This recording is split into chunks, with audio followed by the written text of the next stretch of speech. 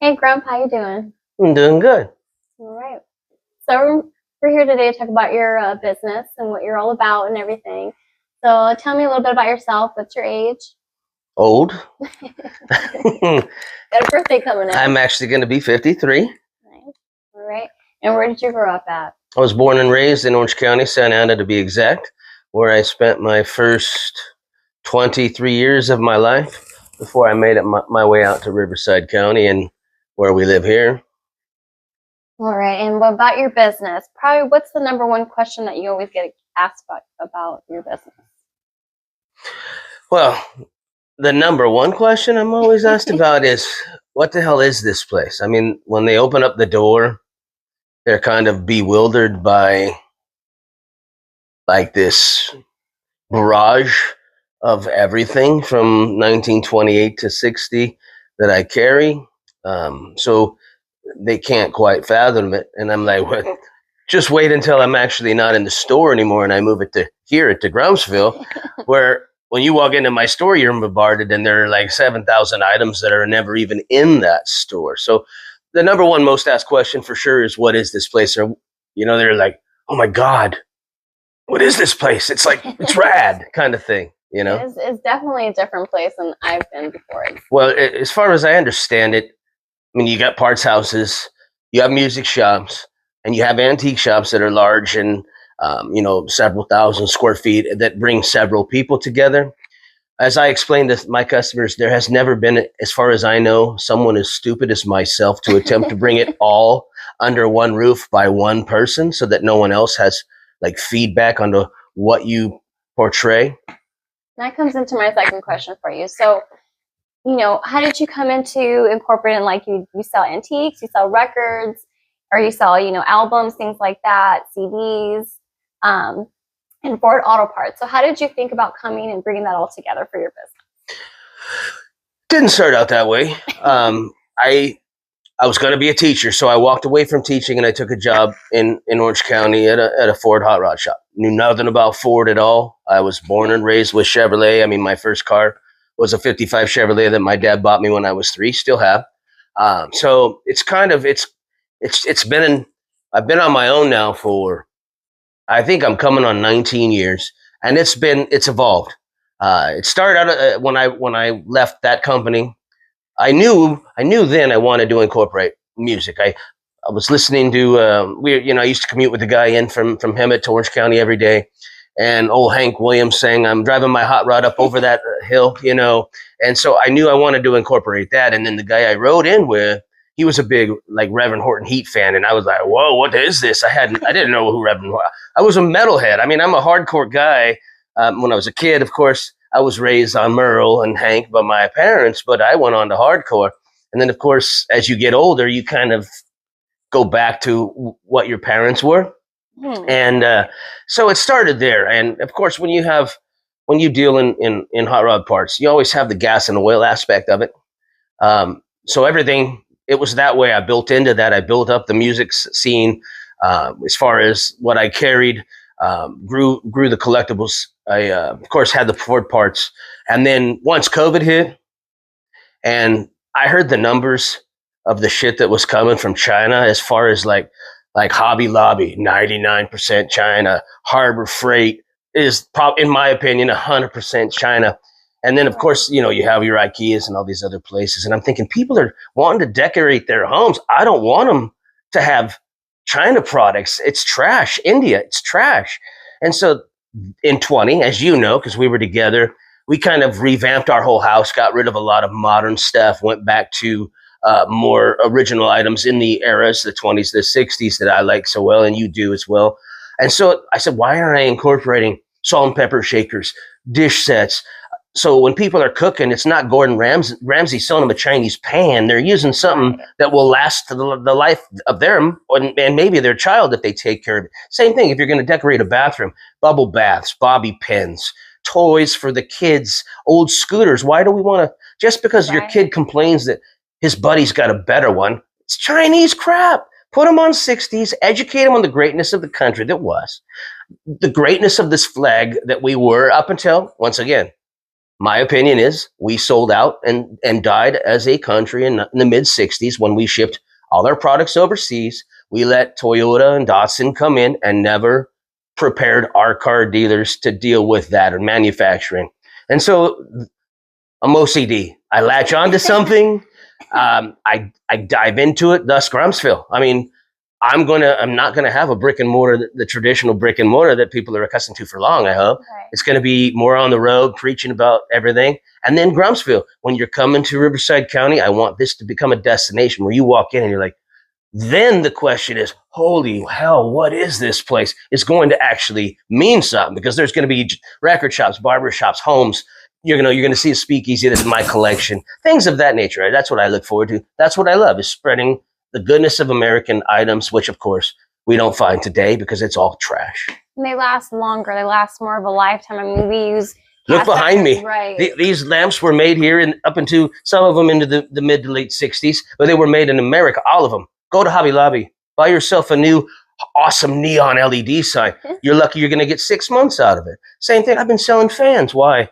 Because guys are tired of going to Walmart and buying 3 piece of shit white fans in one summer when I can sell them one from 58, even if it goes out. The engines are or the motors are of such that they can learn how to fix it, and it's going to last longer.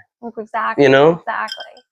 So when you talk about antiques, I'd say you're pretty knowledgeable in antiques and vintage and all that stuff. So how did you think about putting that also too into your business? I mean, you sell all this. You got vintage beer signs. Well, like I said, it grew out of the hot rod scene, and of course, anybody that has a hot rod in their garage, they have a gas pump or they have oil cans, and so that's where it started, of course. And then, as I told you, it continuously progressed. I'm a huge collector. I love beer memorabilia, especially the early American beers, like the Miller High Life stuff. I'm not going to let that go very easily. They're going to have to offer me a pretty penny. But Pabst. A lot of people like Pabst. Not a great beer, but a lot of people like it. Hams. So it started that, then progressed, and then what I said earlier, COVID changed everything. Now I want literally, if you're any room of your home, if you're doing something, you're going to decorate it. People decorate. That's what they do. So you talk about your parents too. I mean, your parents are like, their whole house is all antiques. Well, you grew up that way too. I was raised that way, and I absolutely hated antiques because of it at that time. I mean, as a 5-year-old kid throwing a football around the living room, I'll never forget it. I broke something. I hit it. Didn't want to tell them. I have no idea where it went. I hated them when I was every summer when I was kindergarten, 5th grade, or 5 years old, all the way till they left me stay at 18. Every summer, it was going from here to Pennsylvania to Michigan, to Indiana, to Texas, to Oklahoma. I was a kid. I wanted the summer, so I didn't care for it. But once again, I did like cars because I had a 55 when I was 3. I mean, think about it, Yeah. So I always had that presence. All right, Grump, we're out here in your gentleman's quarters. And I know you got a lot of Hank Williams items in here. And I know you've said that Hank Williams has a big influence on your business. Can you go a little bit into that and how he's influenced you in your company? Yeah, well, as I told you before, I heard him sing, and I can't remember the name of the song. I'm not the greatest of song names, but I got him a Hot Rod 4 Drove Over the Hill. $2 bill. Is that the song? Is it? I got a Hot Rod 4 with a $2 bill. Well, that's a different one. Up Over the Hill, Bowl of Chili. Anyway, it started with hearing that, and then of course the love from my buddy with the rockabilly stuff, and then I just dove into Hank. I mean, I was raised on Merle. I mean, my dad's favorite is Merle. I've probably seen him, I don't know how many times. My dad's seen him more before he passed. But Hank, something about Hank, I don't know what it was, if it was the tragic loss at 29, all that he accomplished before that or what. But Henry Ford is the godfather of the car side of my business, and Hank Williams is the godfather of the music side, no matter what I carry, which is why I have, I created the Hank Williams, the Miller High Life ad that I used in the venue, Flathead Alley. I moved it from this room over into what's going to be the record shop here in Grumpsville of him and his band on stage. Many things, license plate tops. I like Hank 3, don't get me wrong, but Hank Williams, the original, is by far, to me, there would have been no Hank, no Johnny Cash, none of them. If Hank hadn't have come and took it away from Bob Wills and created a whole different thing. Now, would you say Hank Williams would be like the original outlaw singer of like country music? I describe it as such, although outlaw has become a genre. You got so many genres. You've got outlaw country, neo rockabilly, all this other baloney. I tell people, to me, he was the first rock star of country music because the glamour, the drugs, the alcohol, everything that you think of when you think of like rock star, right? Hank was, to me, I mean, I'm sure they all dealt with it. I mean, I know Ernest Tubb dealt with it, but Hank was probably the largest that we knew of to that time. And of course, it cost him the Grand Ole Opry and everything else because of how he lived. Now you used to host shows in the back of your shop and everything, and you had a lot of great performers perform for you. What made you decide to incorporate live music into your shop, and what are your best memories of doing the shows? I incorporated live music actually before I ever moved my shop to Elsinore.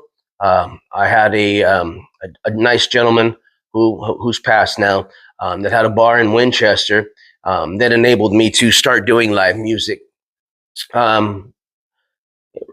Basically right before I moved, and then once I got down to Elsinore, I had a backyard that was 2,600 square feet bigger than the inside of the shop. So I went to my old man. I said, "Hey, Pop, what do you think about we do this whole 50-foot long? We do a 50-foot long dummy front gas station, windows, the whole nine, and I'll turn it into a music venue because." Let's be honest. I created the venue for the bands that I carried. I created the venue for the bands to experience a venue before they actually climbed their way up to a true venue. Because when you go hear them at a bar, all you hear is 50% of the people talking over them. You can't enjoy. So I wanted to give them something more of a storytelling session where they could give people their experiences with their music and help build their following. My favorite memory, gosh, there's so many different memories. I just have to say that I have to be extremely thankful for Whitey Morgan. He took a chance on me. He had never been to Southern California before. And so he took a chance on me. He actually played for me at the bar in Winchester twice first. And then, even though he had grown in ranks, he played for me in my shop. And came back another year and another year. Then the next thing you know, he's selling out the Ryman, which is the real Grand Ole Opry to me, and he still comes back. I had many, many great people. I've built a lot of great relationships out of any, but if I had to be thankful for one, it'd be Whitey Morgan for sure. Now, what do you want listeners to know about your business? Because it really is a unique place. Well, I think first and foremost, the one thing that no one seems to understand is my business, no matter what people think of it, how crazy it is or how much stuff it may have. They always ask, can I talk to the person in charge? Or, hey, are you working the counter? Grumps Garage is the dream of one individual, me. Grumps Garage can't happen without the love of my mom and dad and the backing of them, the love of my wife, you. But when at the end of the day, what Grumps Garage is, which to me is there's nothing else like. Like I said, we have all these different things, but you have antique shops that sell records, but you don't find a Ford Parts House in them. You got Ford Parts House, I'm sure, somewhere that sells records, but you don't find an antique shop in them. Then, you got an antique shop and you're going to find a lot of stuff of, shabby chic and all this other crap, but there's not going to be one that specifically stays. I don't venture out. It's 1928 to 1960. That's what I'll portray. I'll fudge here and there for an American beer. I'll go up to 65, 68. But so I would want people to understand that it's one man's dream to put nothing but American items back into every American, English, Australian, Finnish, Danish home. Granted, the Danes, the Swedes, they all love art that era. Right. My dream is to get our people to understand and love the greatness and the simplicity of that time. See, what I love about your company, like what your business and what it brings, is that you have a little bit of something for everybody. Like, for instance, like you and I, when we go antique shopping, if this wasn't like a business that you owned and we happened just to walk in, you're a car guy, you're a guy that likes antiques, you're a guy that likes music. I love antiques. You know, I have a classic car. But I mean, we both can go in there and enjoy ourselves in your store because we have, you know, you have antiques for me, you have records, you have music for the guys, you have something for everybody. So that's what I personally love about your store. I look at it this way. Yes, I agree with everything you said. That being said, I can work at that shop all day long. I can come home, pour a drink, and walk out into what is going to become Grumpsville, which is going to be the future home. And I get lost in it. I mean, I find more comfort here than I do even in an antique shop because this is actually a miniature town. Right. I mean, for God's sake, we were sitting at a bar talking earlier. Now we are in what's called the gentleman's quarters. It's what I call my speakeasy with my collectibles and whatnot. And we're going to have, you know, like I said, a barber shop. We're going to have radio and TV repair. We're going to have all these different things. So, you know, if you're a woman and you're specifically looking to decorate your bathroom, you go to one of the homes or the general store. And if you're a dude looking for stuff for your garage, you've got the gas stations to go to. And I've got showcases of stuff all around with that stuff. So I think as great as it is and as much fun as we have, yeah. I find a peace here almost more than anywhere else, especially once I turn on the lights and make it like a nighttime. You see, like your dream, kind of like your vision come to life, which is neat too, because this is a lot of hard work. Yeah, I mean, it's the dream. I would say it's coming true.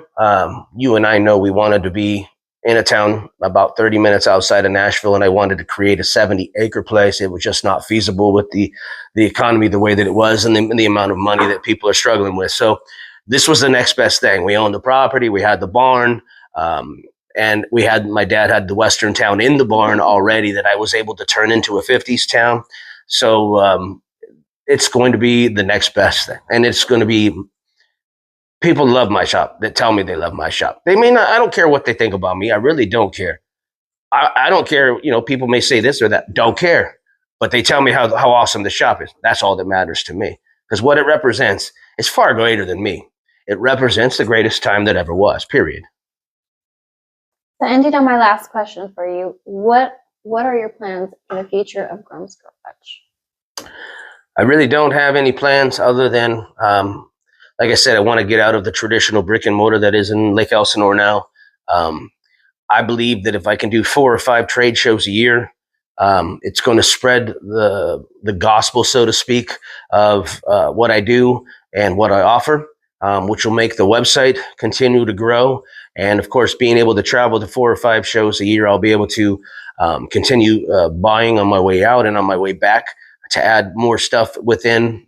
I mean, you can't stop. You got to keep continuously adding because hopefully the goal is to become busier and busier. So you need more and more product. Right. So other than that, I just want the web to do better. Now that I've spent the last 3 years